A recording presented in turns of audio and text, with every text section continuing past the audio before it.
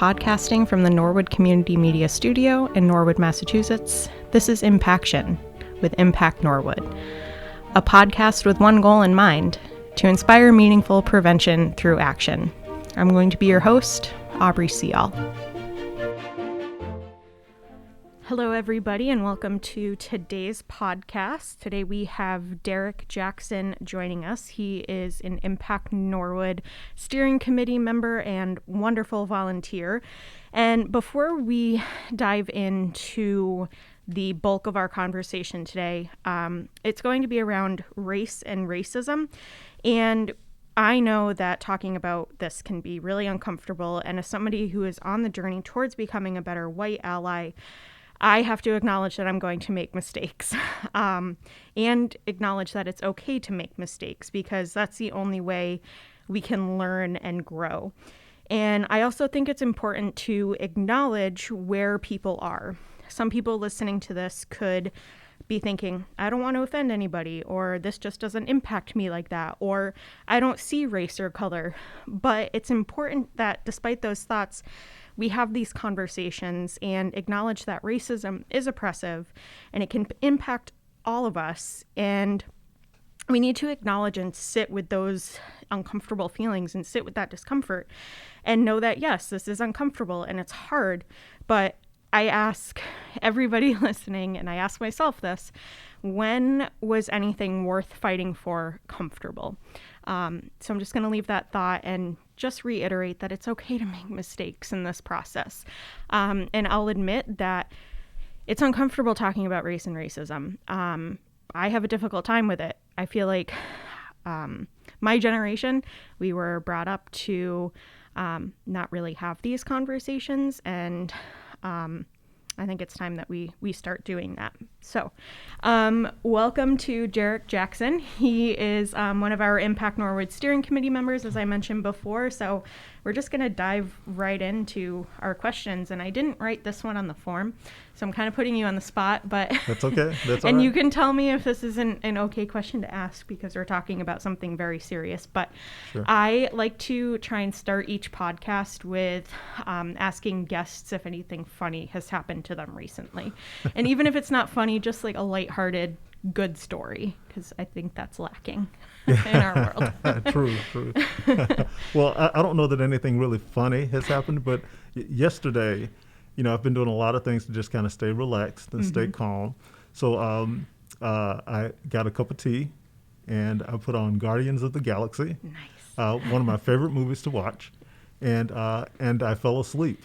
Ooh. Watching that movie. Oh, that's good. So I had my daughter's princess blanket over me, pink princess blanket over me, and my wife took a picture. Oh gosh. and sent it to my kids. So it was the funny for the family yesterday. Me asleep with the Guardians of the Galaxy and my princess blanket all over me. It was funny. That's good. I thought you were gonna go a different direction and say you fell asleep and like accidentally poured the tea on you. So I'm glad that didn't happen. It was just and not even an embarrassing. That would have photo, been funny in a different way. Yeah. Probably would have woken you up. Oh, without question. All right. So now getting down to it, how are you feeling about what is happening in the country and the world? Really interesting thoughts about that. I'm feeling everything. Mm-hmm. I am feeling hopeful. And the reason I'm feeling hopeful is because of, we've been doing some discussion groups and we've been hearing from a lot of different people. We've had conversations with over 100 people, maybe 125 or so people. Wow.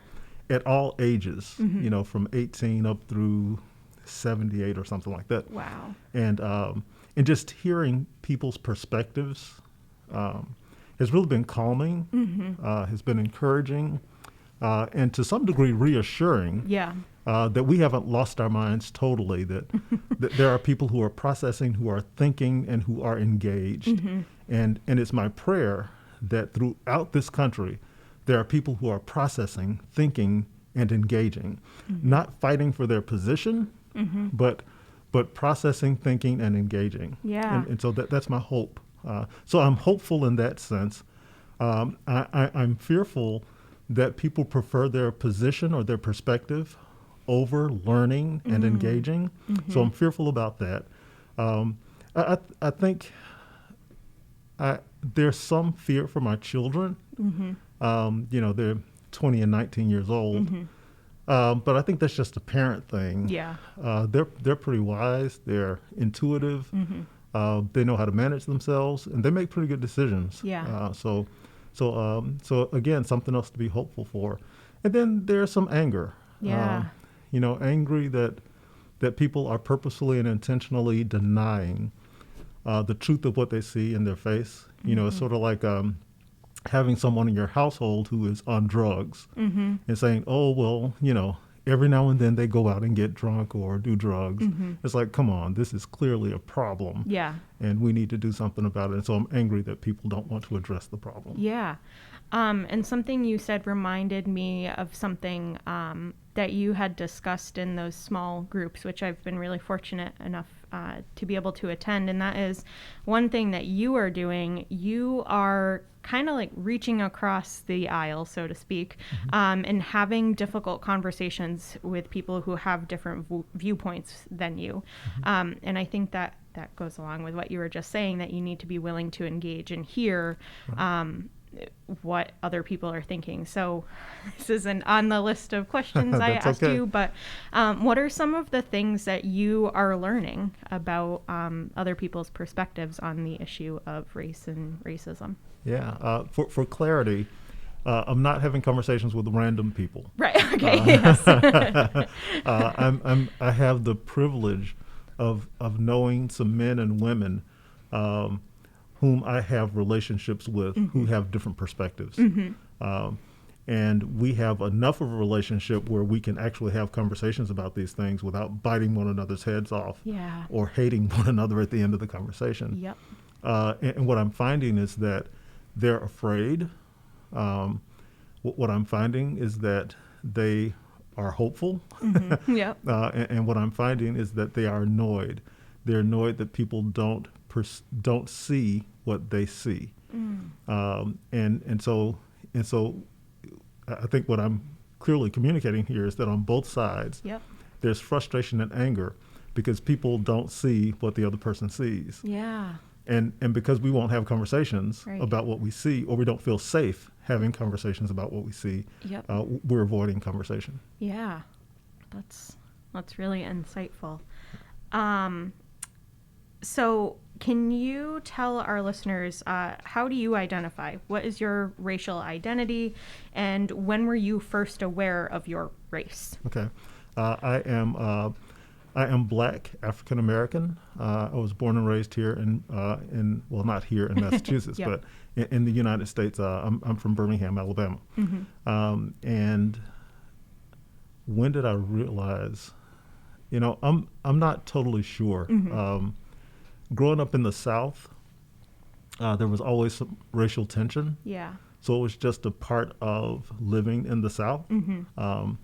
So it wasn't like, oh man, those people don't like me. It was like, oh yeah, we don't get along. Yeah. Oh, that's why you're saying that, because we don't get along. We don't see the world the same way. Yep. I think the first time that I felt isolated was being on a baseball team, and I was one of the few kids on that team that were Black. And the boys would kind of hang out and tell jokes and have fun with one another, and I just didn't really fit in. I would laugh along with some of the things every now and then. But I was clearly an outsider. And so I guess that was junior high or something like that. Yep. Do you think that that has changed at all? Do you think you talk about how in the South there was already tension and divide? Do you think that has changed at all? I don't think it has. I think we see it differently now. Right. Does that question even make sense? It does. I think we had made some progress. I felt we had made progress in the 90s because I was around a lot of people who were intentional about cross-cultural relationships, whether it was socioeconomic, generational, educational, race, or whatever it might be, we were being very intentional about those kinds of relationships. Yeah. And because I was in this quote unquote bubble where those things were happening, I think I didn't recognize some of the blatant stuff that was going on around us. So I feel that we've made some progress in terms of our capacity to have conversations, and then with the political issues today, we've regressed so much. Yeah. Because we're in these protective modes. Yeah. So you can't even measure whether we're making progress or not. Right. Because we're trying to protect ourselves. Right. And I'm sorry, I keep going off track, and I'm not sticking to my my guiding questions. Now you understand how I am yes, with small groups. I get it. Well, it's like your answers, they open up so many more questions. So do you, I know you've lived in different parts of the country. Do you notice a difference in different regions of the country in how we view race and racism? There's definitely a difference in how we socialize or how we operate socially. Okay. So the social constructs is what I've noticed to be different. So in the South, there's this expectation that you're going to be kind, that you're going to show charity, that you're going to take care of your neighbor. And so there's this huge expectation. However, you can harbor hate in your heart while you do that. Right. In the Midwest, there was this expectation that you're going to be polite. You are going to tell people the truth, and it's okay if you hurt their feelings, but you're going to be polite as you hurt their feelings. Interesting. All right. and then here in the Northeast, I've experienced a lot more, this is what I feel, and what you think doesn't make any sense to me. So you keep thinking whatever you're thinking, but this is what I think, and it's actually right. It was so funny to me when I moved here. I'd have a conversation with someone, and they'd say, "Well, this is how we do things," and then I'd have a conversation with someone else, and they would say, "Oh, this is how we do things." And I would say, "Oh, well, I heard that you do X, Y, Z," and they would say, "Oh, no, we ABC." Yeah. And then I have a conversation with someone else, and they would say, "Oh, no, you don't X, Y, Z or ABC." And so everyone has their idea of how we operate. Yeah. But everyone's operating the way they want to. That is so interesting. Yeah. Wow. And so I'm from the Northeast. I, grew up. I was born and raised here. I lived in New Hampshire. I did not live in a diverse community whatsoever. And I was raised in a way where, treat everyone with respect, treat everybody equally. But I think that almost was, it wasn't a detriment, but it also made me kind of put like these blinders on for a good part of my life where I quote unquote didn't see color, know, and I think when people say that, they are saying it with good intentions. Yes. And in these small groups, which we're going to get into a little bit later, you and some of the other guests that you have had on kind of go into why that is not okay. Right, So would you mind maybe explaining that, why it's not okay to say that? I have my own thoughts. Sure. I think it's because it's taking away from someone's identity. Yep. But if you want to get into that a little bit more, I'd love to hear your Sure. thoughts. Yeah. To say that one is colorblind, number one is one of those niceties that the culture in the Northeast has created, just like the niceties in the South and the niceties in the Midwest. And so that's all nice. But it's not true because clearly there are colors. Right. and just as height is different, and we recognize that so-and-so is tall and so-and-so is short, recognizing that so-and-so is tall doesn't diminish that individual. Right. And it doesn't make you closer to that individual. Right. It's just observing what is true. So to say that you don't recognize that I'm a black man would be really weird because I'm pretty dark skinned. So certainly people recognize that color. I understand what people mean by that. Yeah. They're trying to avoid being the perception of being rude. But actually what it does is it tells the person that they're invisible. Yeah. That you've become a part of my whiteness, and your blackness no longer matters. But it does. Yeah. My blackness matters a lot. Yeah. And it shouldn't be diminished or put aside. Excellent. Yeah, thank you for explaining that. And I think the height analogy is really good. It puts it into perspective, I think, a bit more. So I'm actually going to ask a question that I put on my guiding questions for discussion list. So I personally believe that racism is a public health issue, and that it is very much alive and well in our world. As much as people want to say racism doesn't exist anymore, it most certainly does. And I don't think people really understand how policies around things like education, housing, healthcare, et cetera, contribute to racism, and prolong these inequities that we're seeing. What are some things that you believe can help us on this journey towards reaching racial equity? So now I'm asking you to solve the world's problems on this podcast. So we're going to fix it today, right now. Yeah. It's such a complicated issue. Yeah. Again, because we don't want to be guilty, and we don't want to have done anything that hurts or harms or hinders anyone else. We want to keep our name clean, so forth and so on. And so because we're putting forth lots of effort to keep ourselves not guilty, we don't realize that we're hurting or harming people in trying to protect ourselves. So this idea that we should think that we should put others ahead of ourselves is something that's really scary for people to do, because we fear that we're going to lose out on something or miss something, or we're going to give up stuff that we have earned. But one of the first things that we have to do in order to address some of these inequities is to consider other people. So empathy is huge. Yep.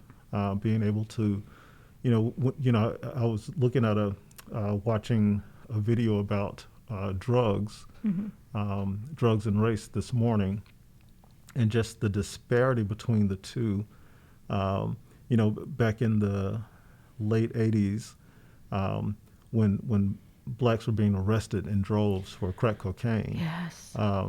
Meanwhile, the opioid addiction was beginning there, and it was neatly packaged and wonderfully presented for whites so that they could go to the doctor and get their drugs. Yeah. And because we were unable to empathize with how blacks were going out to get a similar drug to soothe their pain and to ease and to deal with the stuff that they needed to deal with their stress, whites didn't recognize that. Yeah. So instead, for blacks, it was deviant behavior, right, as opposed to being, a release. Yeah. So I think it goes back to being able to see the human being, empathizing with the human being, and then seeking the best for another human being. Yeah. And I don't think that requires that you throw away yourself or give up all that you have done, but we can put others before ourselves. Yeah.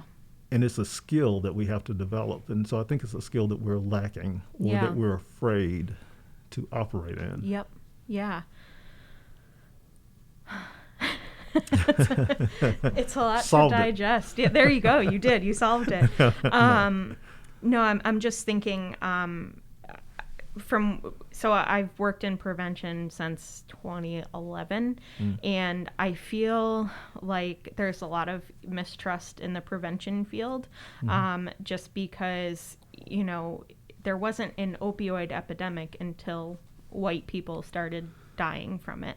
Correct. But there was an epidemic of drugs in other populations far before that, but it wasn't addressed until white people started dying.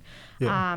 And our goal with Impact Norwood, we want to take we want to look at restorative justice programs. We want to look at the overall well-being of everybody in our community, and look at data and see how people of other race and culture, they're being disproportionately impacted by drug use and what the quote unquote punishments are. That's right. So, yeah. Yeah, yeah. I mean, Yeah. yeah. This idea, today, addiction is a disease. Mm-hmm. But back then, and not even back then, but for minorities, it's deviance. Right. And it's just that perception for whites.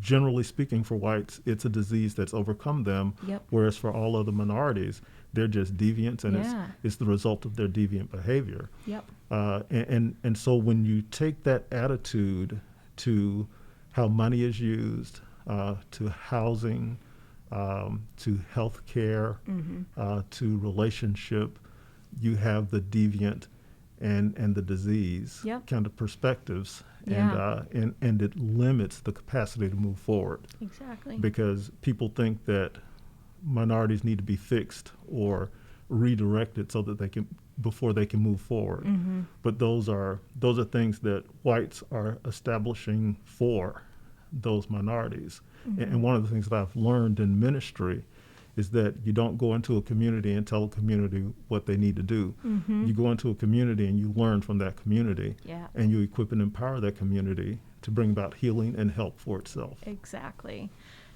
Yeah. And yeah, that's why the coalition, and you've been part of the process, we look at data, we find out what's happening in the community before we come in and say, okay, we need X, Y, and Z. Exactly. We say, what does the community need, and how can we help and support that? So, excellent. So Dereck and I have been saying these small group discussions, so we're finally going to address what that means. Yeah. So you and your wife have been hosting discussions around racial unity that I mentioned. I have been really fortunate to be able to attend. Can you talk a little bit more about what those discussions look like and what prompted you and your wife to start those little small groups? Sure. After seeing what happened with Ahmaud Arbery and all of the other killings all the other murders that were going on, when I lived in Birmingham and also in Illinois, we were a part of churches that were very intentional about race relationship. Mm-hmm. And so we would have these types of discussions where we would gather together and have conversations about what we're feeling, what we're thinking, what we think could be done, what do we need to do, how do I need to change my behavior, what words am I using that hurt. So I was accustomed to having those kinds of conversations. And then there was this great pain that we were experiencing, particularly with George Floyd's murder. And just the look on the officer's face of just relax, and this is just a normal day, as he knelt on the neck of a man who was dying and begging for his life. And we didn't know what to do with that. How do you bridge that gap? And so I was asking, what do I need to do? And then I remembered through prayer and meditation that, I've done this before. We've had conversations about this, personally, individually, and collectively. And so my wife and I decided that we wanted to offer some opportunities for people to have these kinds of conversations and not just have these thoughts in their heads, but to actually start saying the things that they're thinking. And maybe in saying the things that we're thinking, we can identify some things that we can do. And so we began that process. And in that process, just helping people not to be afraid to educate themselves, look at some material that you wouldn't normally look at so that you can see a perspective that you wouldn't normally see. It doesn't mean that you have to embrace everything that you read, but it opens your minds to things that you would not have considered or thought about. And just like these conversations we're having, what you hear someone else say is unlock something, and then you begin to do the research. And so we wanted to give people an opportunity to have an outlet, and to be able to respond to what they're seeing and what they're hearing in an intelligent and tempered way. So we wanted to combat all the emotion and and shift that into passionate action as opposed to just emotional responses. Yeah. I have learned so much being part of those discussions, and it's really just opened up my eyes, and it's given me more confidence in talking about this with people. I mean, I Yes. still have a very long way to go. Yes. But when I hear something that doesn't sound quite right, I'm no longer afraid to speak up and say something about it. Yes. There are still instances where I am not quite as confident, but it's a learning process, and we have to be willing to make mistakes, Without question. because we can't grow if we don't make mistakes and learn from them. Exactly.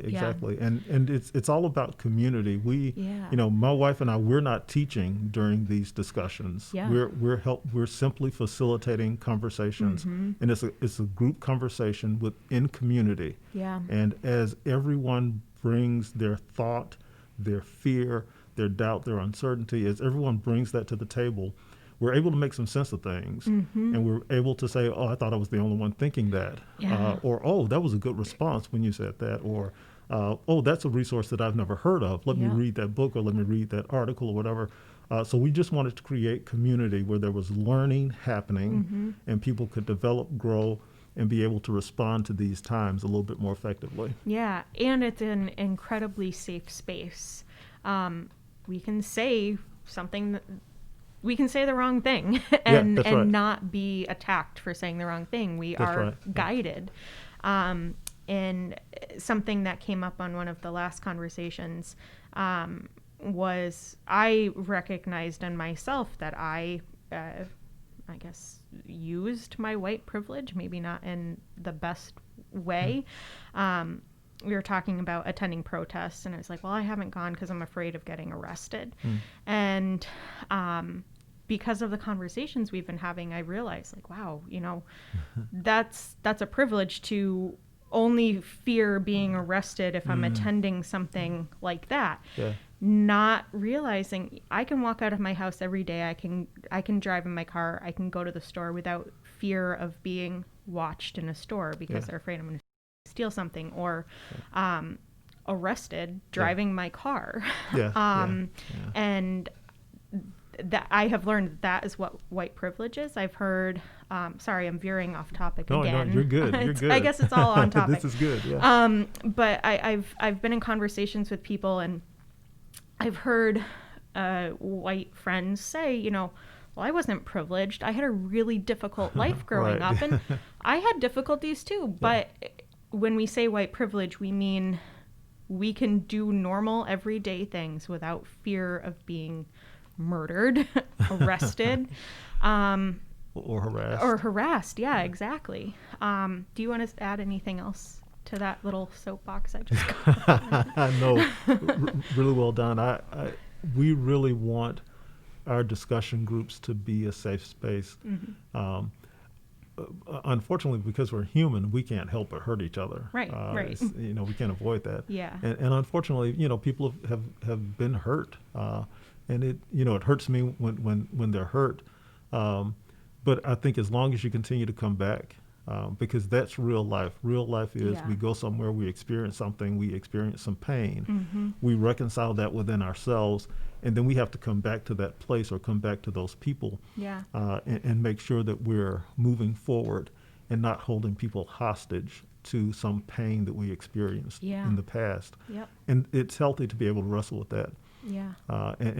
This idea of privilege is so misunderstood by those who again feel that they're being attacked, because of the way that they grew up. Yep. But again, that's an example of privilege. Privilege is able to say that doesn't affect me. Right. So why is it a problem if it doesn't affect me? Well, that's privilege. Yeah. And so we want to help people recognize that. And that doesn't mean that you're a bad person or that anyone's a bad person. Yeah. It just means that there are things that you can do without some of the trappings that come along with being a person of color or a minority in this country. Yeah, that was very eloquent. I think you have a voice for radio too. You sound really good in the headphones. Oh man. So I kind of touched on some things that I've been learning in these small groups with you, but I'm curious to hear what you've been learning. You don't have to go in. I'm sure you've learned a lot, as have I. So maybe just like top two things that you've learned. So I have learned that I don't know anything. I learn something new every time we go to a group. Yeah. I think the most important thing that I've learned is, so hopefully I won't make too many black people mad right now, but there's a pain that white people are feeling that black people can't identify with, because we and other minorities may be experiencing that as well, but when I hear white people talk about their pain, I'm like, dude, you've got everything. You've got access to most things, many things that I don't have access to. What is this pain that you are talking about? But there's a pain that white people are feeling that I can't put my finger on, and when white people are unwilling to help me understand that, then there's nothing I can do about it. And I'm also frustrated when white people will only talk with me about their pain, but won't acknowledge or agree with the pain that I'm experiencing. You're feeling, yeah. Oh, there's nothing more annoying than to go through a conversation and then sort of yield and say, let me listen to you, white brother or white sister, and then hear their pain and say, I get that. And then they come back to me and say, well, I just don't understand why you feel the pain you feel. Oh, it drives me nuts. Yeah, and you're supposed to understand what I feel, though. Exactly. Yeah. But I can imagine. Yeah. So I'm learning a lot about myself and my own perceptions. Of relationship, my own perceptions of people, my own prejudices, my own racist attitudes, and I want to take responsibility for that, so that I can help people take the next step or move to the next place. I'm learning how important communication is and relationship is. Because without the capital that is built in solid relationships, there are just some questions you can't ask. You just never earn the right to ask. So here we go again, solving every single problem on this one podcast. I feel like I'm doing that on all of these podcasts. Go for it. That's it. That's how it be. This is, I don't know, maybe this is like time to put your rose-colored glasses on. I don't know if that's the right term for this question, but what would it look and feel like to you if things were quote-unquote good? If we were living in an equitable, anti-racist, safe culture and world? I don't know. Okay.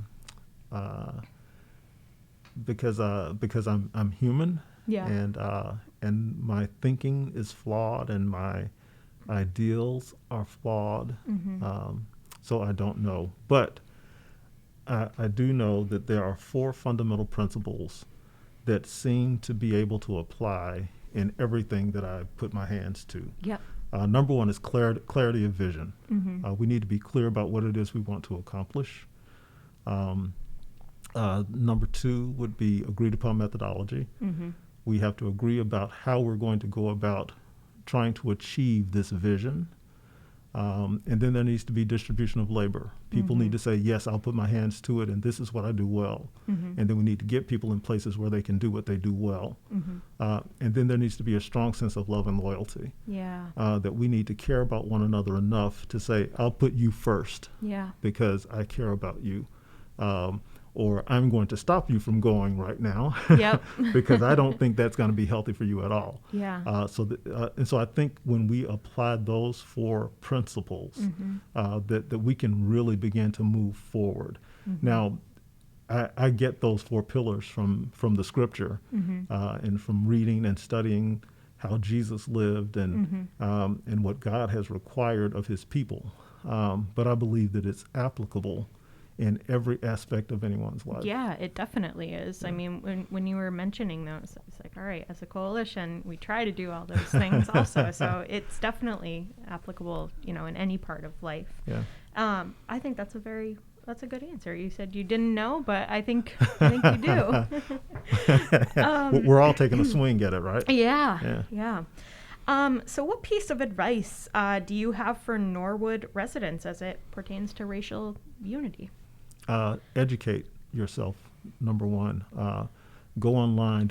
We were having at one of our last discussions, people were asking questions about Black Lives Matter. And I was like, have you ever gone to their website and read what's on it? And not that I'm encouraging people to become a part of Black Lives Matter, but if you want to know what they think, go to their website. Go to the website. Find out what they think. And so I think what we have to do is we have to be willing to educate ourselves. We have to be willing to listen to some people that we wouldn't normally listen to. Ibrahim Kendi does some really good stuff. He's got a lot of good books out there. Well, not a lot, but there's a number of books that he's done. And I think if we go out and we do some research for ourselves, go on YouTube, and instead of looking at stupid stuff, look at some speakers and hear what they have to say. So educate yourself is number one.